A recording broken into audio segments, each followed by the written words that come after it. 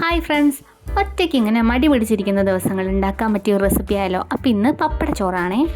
ഒരാൾക്ക് കഴിക്കാനുള്ള രീതിയിലാണ് ഞാനിപ്പോൾ ഉണ്ടാക്കുന്നത്. അപ്പോൾ അതിന് വേണ്ടിയിട്ട് ഒരു സവാള, ഒരു പച്ചമുളക്, കുറച്ചല്ലി വെളുത്തുള്ളിയും പിന്നെ ഇഞ്ചിയും എടുത്തിട്ടുണ്ട്. അപ്പോൾ ഈ സവാളയും പച്ചമുളകൊക്കെ ചെറുതായിട്ട് അരിഞ്ഞു വയ്ക്കുക. പിന്നെ ഈ ഇഞ്ചിയും വെളുത്തുള്ളിയും ചതച്ചും വെക്കണം.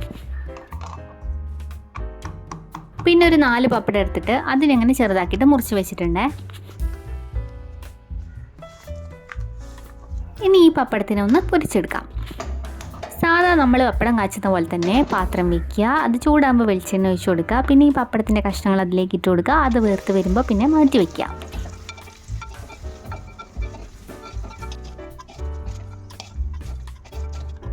ഇനി വീണ്ടും സ്റ്റവ് ഓൺ ചെയ്ത് ആ പാത്രം തന്നെ വെച്ചിട്ട് ആ വെളിച്ചെണ്ണയിലേക്ക് കടുകിട്ട് പൊട്ടിക്കാം. ഇനി ഒരു 1/4 സ്പൂൺ വലിയ ജീരകം, പിന്നെ സവാള മുറിച്ചത്, പിന്നെ ചതച്ച് വെച്ച ഐറ്റംസ്, പിന്നെ മുറിച്ച പച്ചമുളകും കൂടെ ചേർക്കുക. എന്നിട്ട് നന്നായിട്ടൊന്ന് ഇളക്കി കൊടുക്കുക.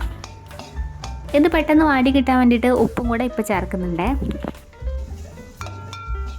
ഇതെല്ലാം കൂടെ നന്നായിട്ട് വാടിയപ്പോൾ 1/4 സ്പൂൺ മഞ്ഞൾപ്പൊടി, 3/4 സ്പൂൺ സാധാ മുളക് പൊടി, പിന്നെ ഒരു 1/2 സ്പൂണിന് കാശ്മീരി മുളക് പൊടി കൂടെ ചേർത്തത് നന്നായിട്ടൊന്ന് ഇളക്കി കൊടുക്കുന്നുണ്ട്.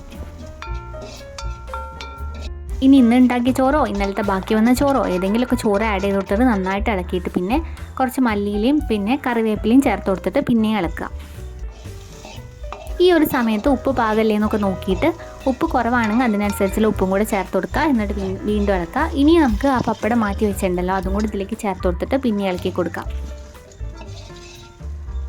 ഇത് നന്നായിട്ട് ഇളക്കി കൊടുത്താൽ പപ്പട ചോറ് റെഡി. എന്തൊരു സിമ്പിളായിട്ട് ഉണ്ടാക്കാം അല്ലേ.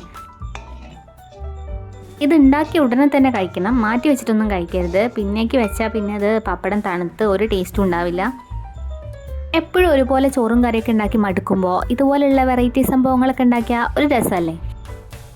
പിന്നെ എന്നെ പോലെ മടി ഇച്ചിരി കൂടുതലാണെങ്കിലും ടേസ്റ്റായിട്ട് ഫുഡ് കഴിക്കണം എന്നുള്ളവരുണ്ടാവുമല്ലോ, അങ്ങനെയുള്ളവർക്ക് ഉണ്ടാക്കി നോക്കാൻ പറ്റിയതാണ്. അപ്പോൾ ഇത് ഇഷ്ടപ്പെട്ടിട്ടുണ്ടെങ്കിൽ ലൈക്ക് ചെയ്യാനും ഷെയർ ചെയ്യാനും പിന്നെ ചാനൽ സബ്സ്ക്രൈബ് ചെയ്യാനും മറക്കല്ലേ കേട്ടോ.